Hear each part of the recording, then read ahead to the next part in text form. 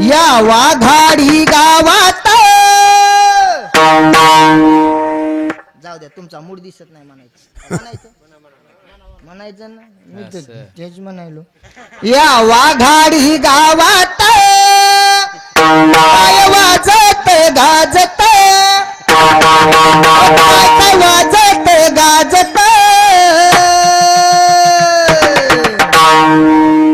माझ्या देवाचं पांडुरंगाचं बाळूमामाचं भजन भक्त आनंद नाचते बाळूमामाचं भजन भक्त आनंद नाचते बाळूमामाचं भजन भक्त आनंद नाचते बाळूमामाचं भजन भक्त आनंद नाचते वाघाडी गावात काय वाजत गाजत काय वाजत गाजत माझ्या देवाचं देवाचं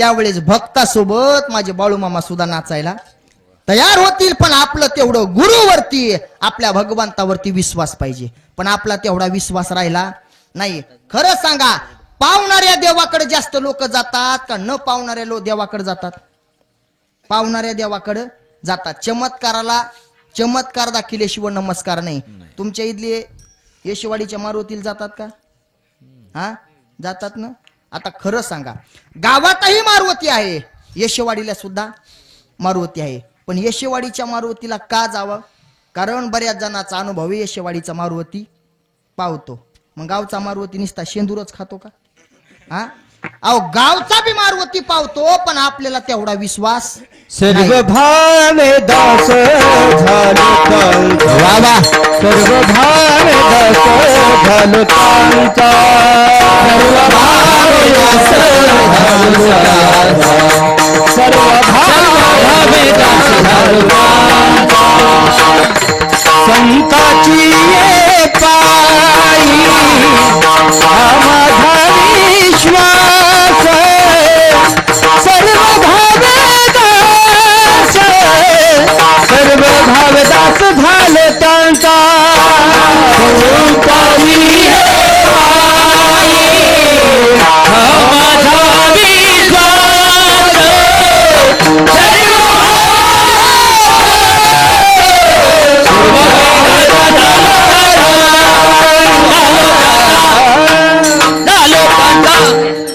संताची पायी हा माझा विश्वास कारण विश्वास होतो करी स्वामीवरी सत्ता विश्वास लय महत्वाचा आहे आणि आपला आज विश्वास राहिला नाही बघा तुमचा असू द्या आमचा असू द्या, कारण पावणाऱ्या देवाकडे जास्त लोक जातात, न पावणाऱ्या नाही.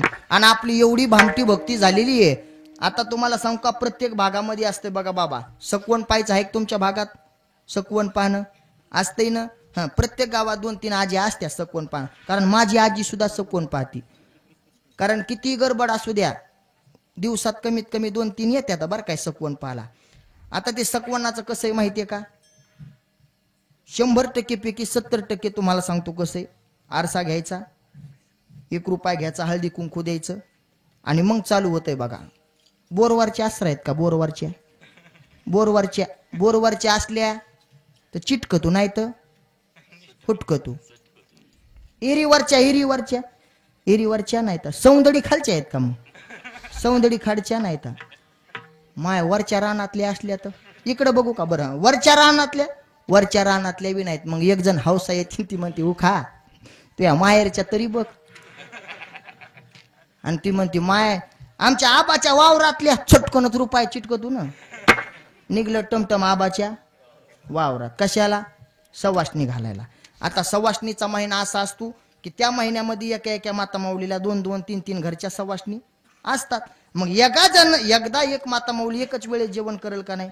मग 2-2, 3-3 घरच्या सवासणी असल्या तर सवाशीन देवी ही लई इमानदार, तिला कधीच कोणाला नाराज करू वाटत नाही.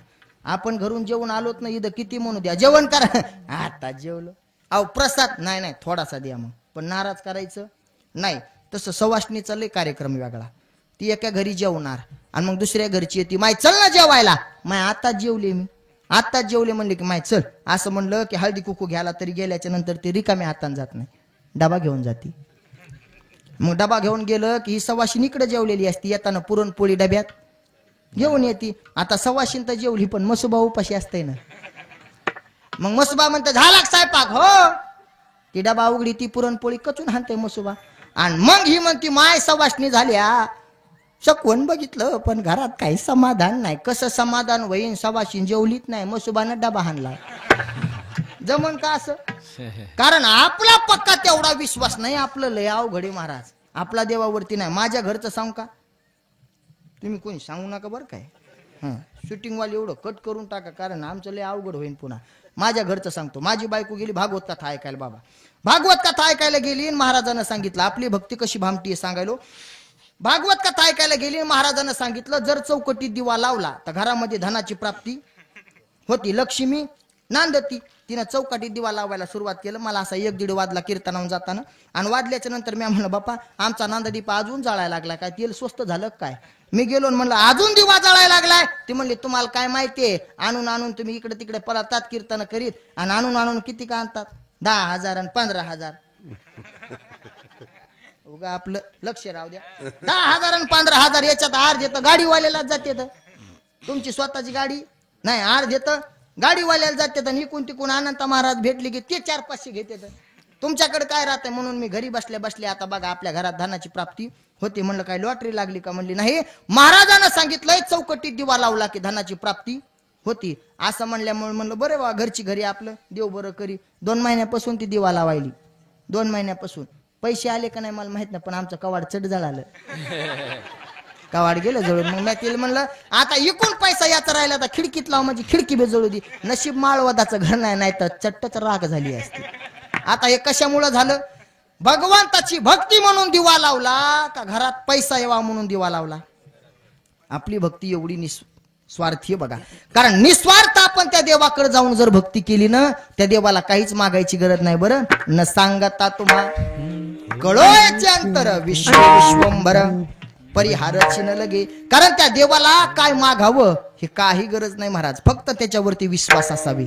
तुम्हाला जर एकदा वृंदावनातला जर प्रसंग सांगायचा झाला ना, आजही वृंदावनामध्ये प्रेमानंद स्वामीजी राहतात बघा. त्यांना 2 किडण्या नाहीत. बरं 2 किडण्या नाहीत. भगवंतावरती विश्वास कसा असावा बघा. 2 किडण्या नाहीत. एका पत्रकारानं विठ्ठल महाराज त्यांना प्रश्न विचारला, का हो स्वामीजी तुम्हाला 2 किडण्या नाहीत तरी तुम्ही जिवंत राहता कसं. त्यावेळेस त्यांनी सांगितलं माझा विश्वास माझ्या राधाराणीवरती आहे, माझ्या भगवान श्रीकृष्णावरती आहे. माझी 1 किडनी राधा तर दुसरी किडनी माझा भगवान श्रीकृष्ण आहे. त्या विश्वासावरती मी राहतो. म्हणून तर महाराज वृंदावनला गेल्याच्या नंतर माणसं सुद्धा राधा स्वरूप झाल्याशिवाय राहत नाहीत. एवढा विश्वास पाहिजे तिथं गेल्याच्या नंतर. त्या भगवंतावरती विश्वास असल्यावर जर किडण्या नसणारा जर महात्मा आजही जिवंत आहे. आजही तुम्हाला मोबाईल वरती बघायला भेटतो. पण प्रत्येक वेळेस महाराज त्यांच्या नामस्मरण मात्र एकच असतं, राधे राधे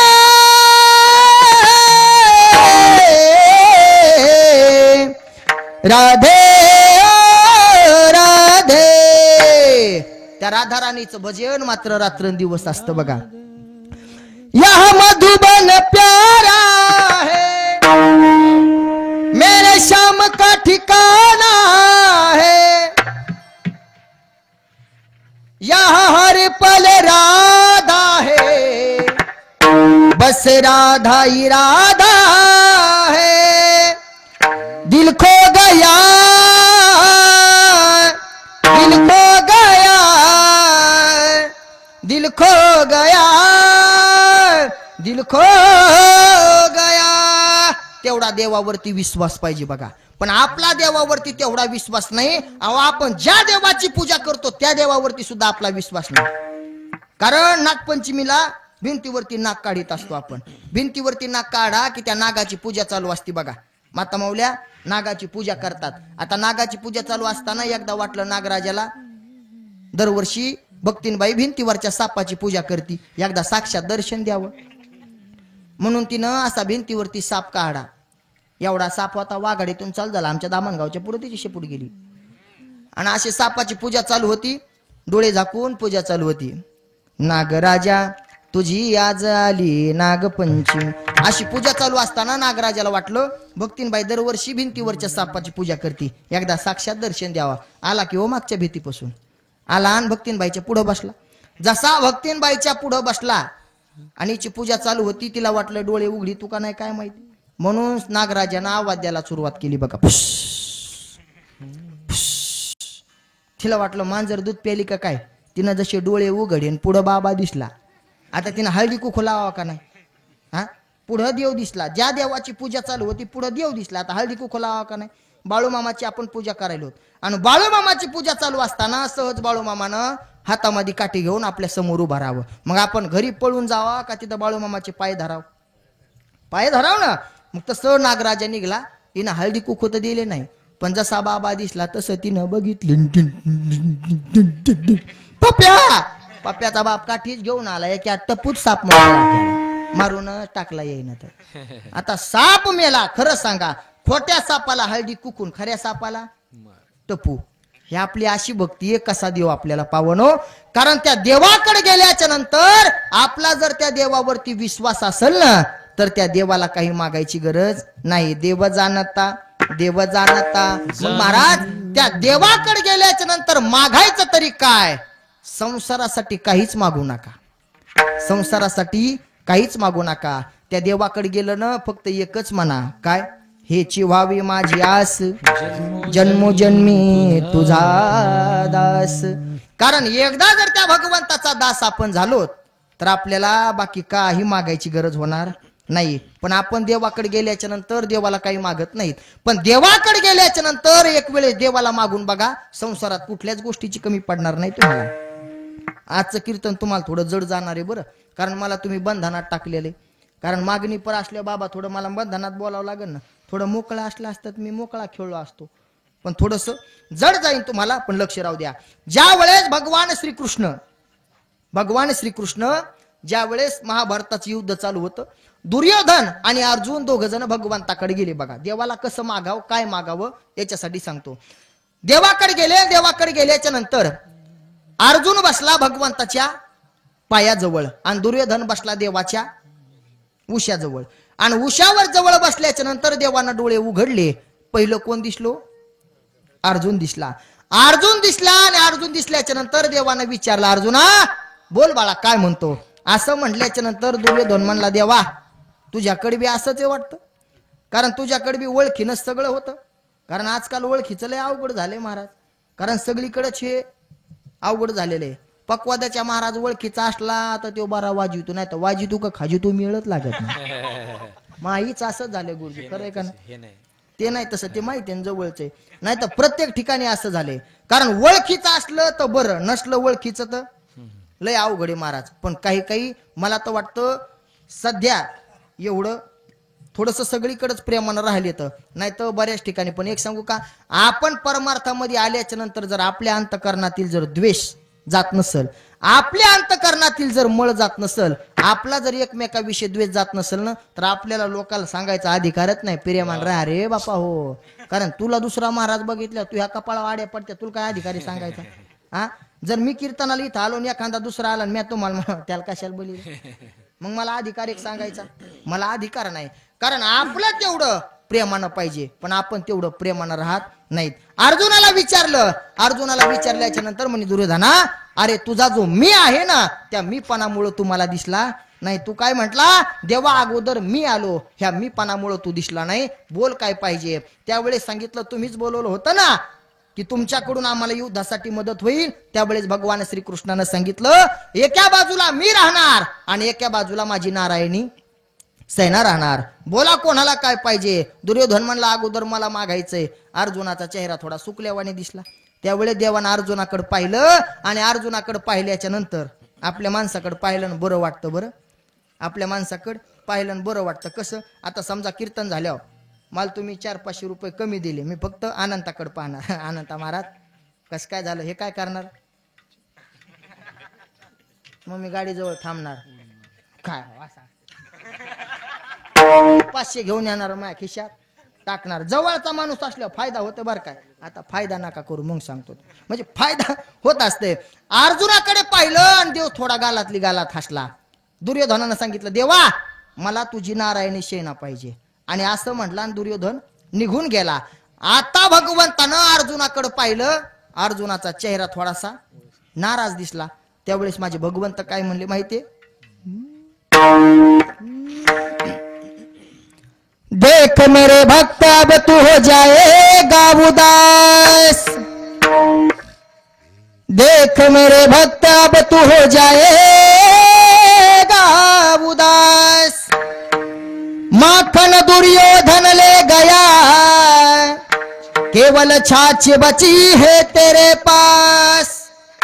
काय म्हणले देव, अरे माखन माखन दुर्योधन घेऊन गेला, तुझ्याकडे फक्त ताक राहिलं. ताक कोण आहे, स्वतः देव. आणि आम्हाला एखाद्याला नावानं आवाज दिला तर आम्हाला जमत नाही, महाराजच म्हणावं लागते.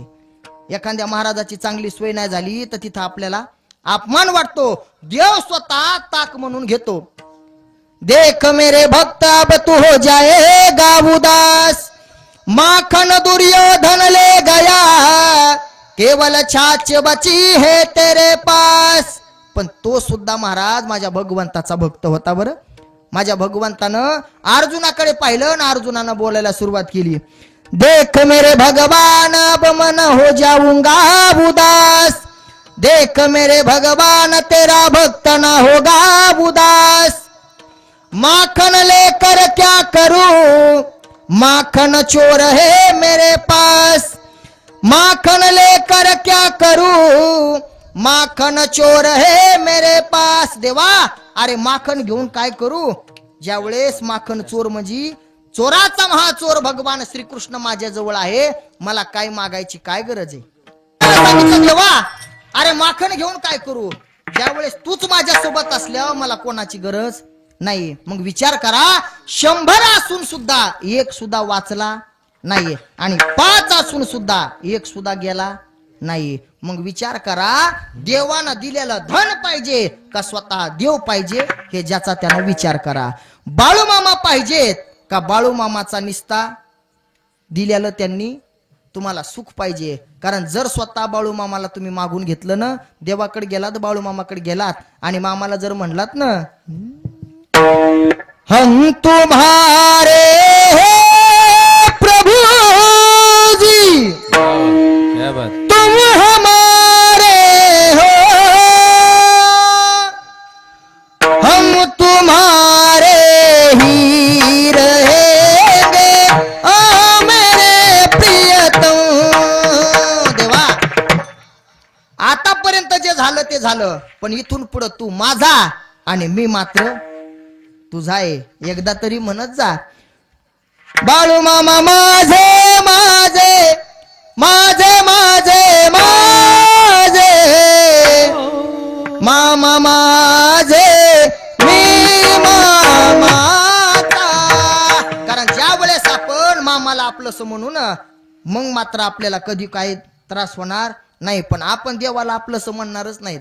आपण आपल्या संसारामध्ये ज्याची त्याला आपलंसं म्हणणार. पण या संसाराचा जर विचार केला ना, ज्याच्यापासून आपल्याला सुख वाटतं, महाराज म्हणतात सुखाचा विचार नाही कोठे. दुःख बांधवाडी आहे हा संसार, दुःख बांधवाडी आहे हा संसार, दुःख बांधवाडी आहे हा संसार, दुःख बांधवाडी आहे हा संसार, दुःख बांधवाडी आहे हा संसार, दुःख बांधवाडी आहे हा संसार, दुःख बांधवाडी आहे हा संसार, दुःख बांधवाडी आहे हा संसार.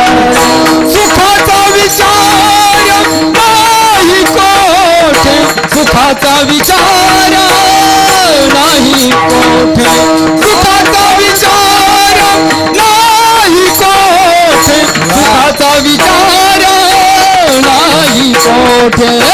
दुःख बांधवाडी आहे हा संसार, दुःख बांधवाडी आहे हा संसार, दुःख बांधवाडी आहे हा संसार, दुःख बांधवाडी आहे हा संसार, दुःख बांधवाडी आहे हा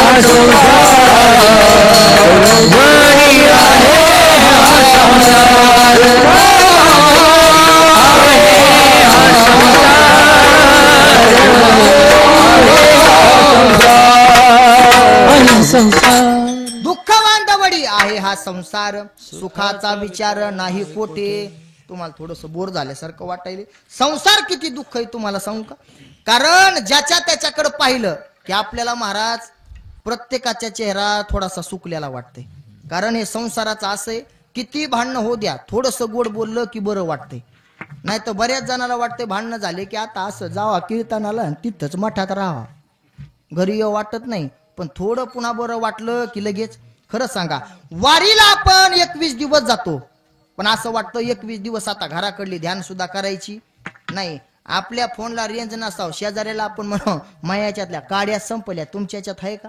आणि मग आपण रामकृष्ण विठाला विठाला